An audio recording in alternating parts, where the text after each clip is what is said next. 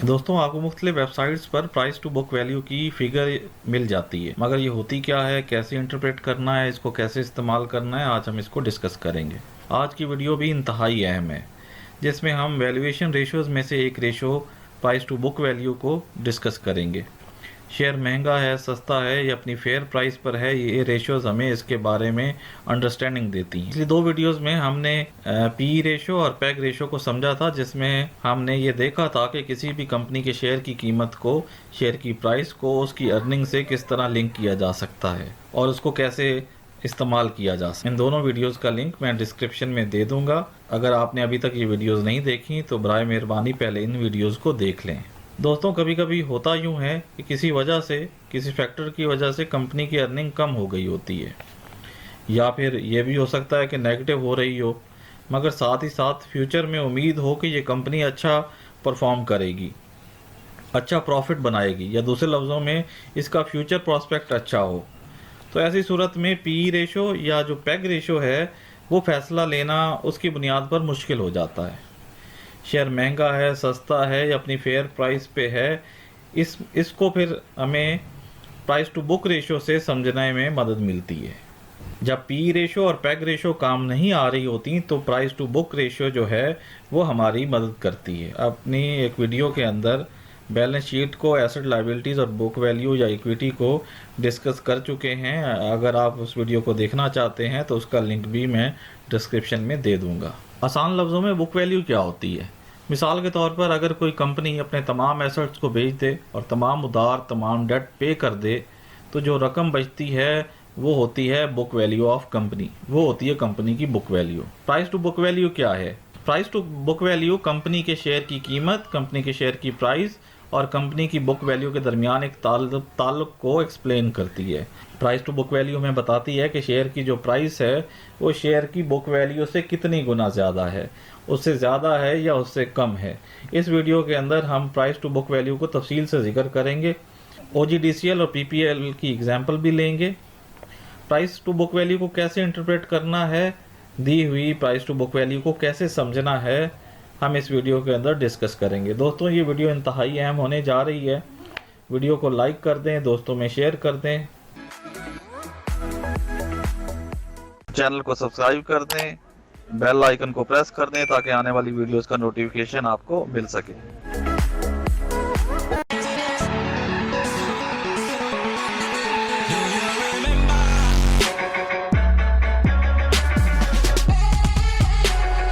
अस्सलाम वालेकुम दोस्तों, मैं हूं शहजाद ज़फ़र, बिज़नेस ब्लॉग में खुशामदीद।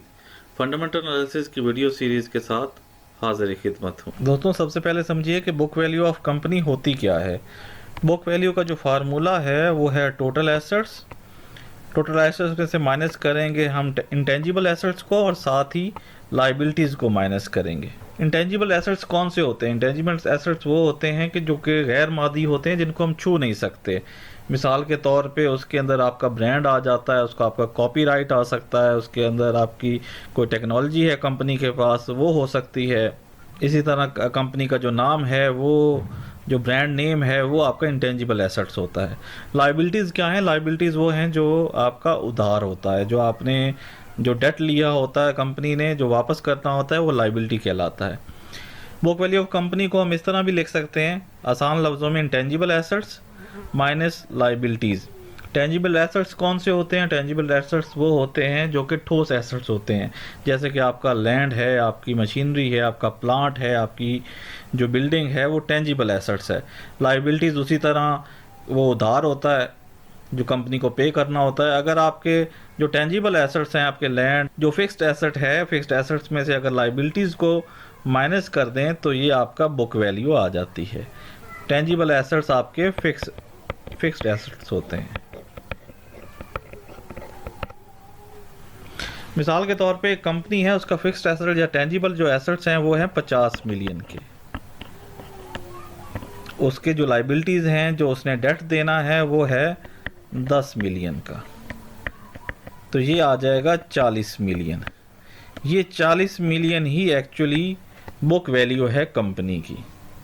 कंपनी के टेंजिबल एसेट्स के अंदर से जब हम उधार उसका माइनस कर देंगे, जो बाकी रकम बचेगी वो होगी बुक वैल्यू कंपनी की। ये 40 मिलियन तो है कंपनी की बुक वैल्यू, और एक शेयर की बुक वैल्यू क्या होगी? Book value of one share वो होगा कि कंपनी की बुक वैल्यू, और उसको जो टोटल नंबर ऑफ शेयर्स हैं उस पर हम इसको डिवाइड कर देंगे। मिसाल के तौर पे उसके 1 मिलियन शेयर्स हैं कंपनी के। आप क्या करेंगे कि आप 40 मिलियन जो कि टोटल बुक वैल्यू है कंपनी की, उसको 1 मिलियन पे डिवाइड कर देंगे, तो ये हो जाएगा 40 रुपये बुक वैल्यू होगी एक शेयर की। टोटल कंपनी की बुक वैल्यू 40 मिलियन है, और कंपनी के एक शेयर की जो वैल्यू बुक वैल्यू है वो है 40 रुपये, क्योंकि टोटल जो शेयर हैं कंपनी के वो हमने लिए हैं 1 मिलियन, यानी कि 10 लाख शेयर्स हैं कंपनी के, एग्जाम्पल के तौर पे ले रहे हैं। अब यहाँ देखिए कि हम प्राइस टू बुक रेशो कैसे कैलकुलेट करेंगे। प्राइस टू बुक रेशो का जो फार्मूला है वो है मार्केट प्राइस ऑफ शेयर, एक शेयर की मार्केट प्राइस, और उसको डिवाइड करेंगे बुक वैल्यू ऑफ शेयर। जैसे कि एग्जांपल के तौर पे अगर जो शेयर है वो 50 रुपये उसकी मार्केट प्राइस है, हम जैसे कि पहले डिस्कस कर चुके हैं, एग्जांपल ले चुके हैं, बुक वैल्यू एक शेयर की है 40 रुपये, तो ये जो आ जाएगा प्राइस टू बुक वैल्यू जो होगी ये आएगा 1.25। प्राइस टू बुक वैल्यू जो है वो होगा 1.25। एक दूसरा फार्मूला है जिससे हम प्राइस टू बुक वैल्यू जो है वो कैलकुलेट कर सकते हैं। दूसरा फार्मूला है कि मार्केट कैपिटलाइजेशन, उसको हम डिवाइड कर देंगे बुक वैल्यू ऑफ कंपनी, या पूरी बुक वैल्यू कंपनी की बुक वैल्यू की बात हो रही है। अब मार्केट कैप या मार्केट कैपिटलाइजेशन कैसे कैलकुलेट होती है? ये होती है आपके मार्केट जो कैप है ये होती है आपके टोटल शेयर्स, उसको मल्टीप्लाई कर देते हैं हम मार्केट प्राइस से, एक शेयर की मार्केट प्राइस से। मार्केट कैप अब देखिएगा, हमारे पास टोटल 1 मिलियन शेयर्स हैं, एक शेयर की कीमत जो है वो 50 रुपये है, ये हमारा मार्केट कैप हो जाएगा। बुक वैल्यू ऑफ कंपनी जैसे कि हम पहले निकाल चुके हैं वो है 40 मिलियन, ये अब उसी तरह 50 मिलियन डिवाइडेड बाय 40 मिलियन आ जाएगा, तो ये होगा 1.25। ये दोनों तरह से हम price to book value calculate कर सकते हैं। आपको यहाँ एक चीज़ बताता चलूँ, ये जो बुक वैल्यू ऑफ कंपनी है इसी को हम नेटवर्थ भी बोलते हैं, इसी को हम इक्विटी भी बोलते हैं। दोस्तों यहाँ कुछ चीज़ें समझिएगा, बुक वैल्यू जो है कंपनी की वो है 40 मिलियन की, और जो उसका मार्केट कैप है वो है 50 मिलियन का, मतलब 10 मिलियन जो है वो एक्स्ट्रा पे कर रही है मार्केट कैप को हम मार्केट वैल्यू भी बोलते हैं कंपनी की, इसको मार्केट वैल्यू ऑफ कंपनी भी बोलते हैं। अब 10 मिलियन एक्स्ट्रा क्यों पे कर रही है कंपनी? दूसरे लफ्ज़ों में मार्केट 40 रुपये वाले शेयर की 50 रुपये क्यों पे कर रही है? इसकी दो वजूहात हो सकती हैं।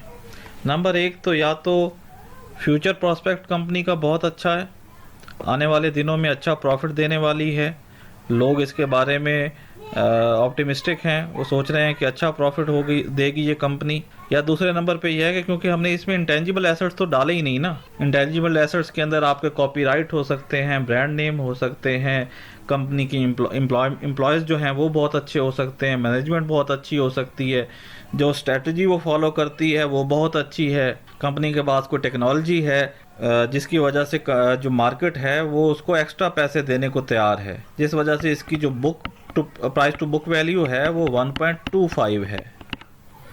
Price to book value use कहाँ होती है? वो कंपनीज़ जो ऑयल एंड गैस की हों, जो हैवी प्रोडक्शन वाली कंपनीज़ हो, जिनका इंफ्रास्ट्रक्चर बहुत ज़्यादा हैवी हो, या रियल एस्टेट की कंपनीज़ हैं, उसके अंदर ये price to book value useful होती है। इन कंपनीज़ को अगर आप फंडामेंटली देख रहे हैं तो आप इन कंपनीज़ में प्राइस टू बुक वैल्यू को ज़रूर देखा करें।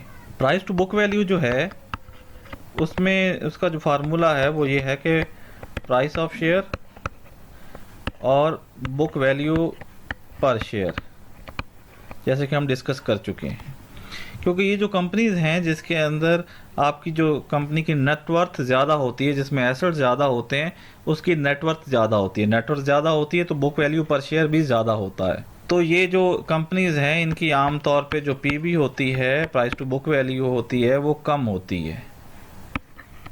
तो जो कंपनियां जिनका इंफ्रास्ट्रक्चर ज़्यादा है, जो कि एसेट जिनके पास ज़्यादा हैं, उसके अंदर ये यूज़फुल है ये रेशो।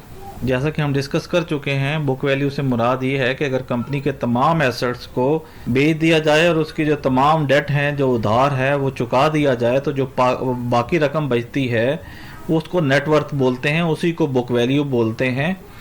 क्योंकि इनकी बुक वैल्यू ज़्यादा होती है तो इनकी आमतौर पे प्राइस टू बुक वैल्यू कम होती है। तो जिन कंपनीज का इंफ्रास्ट्रक्चर ज़्यादा है, जिनका हैवी एसेट्स जिसमें इन्वॉल्व हैं, उसके अंदर आपको प्राइस टू बुक वैल्यू को कंसीडर करना है।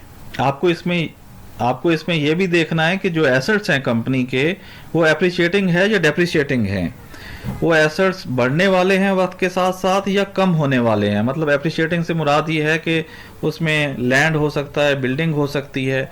डेप्रिशिएटिंग जो एसेट्स होते हैं उसके अंदर आपका प्लांट हो सकता है जिसकी वैल्यू वक्त के साथ साथ कम हो जाती है। एप्रिशिएटिंग वो है जो वक्त के साथ साथ जिनकी वैल्यू बढ़ जाती है। ये भी आप कंसीडर कर सकते हैं इसके अंदर।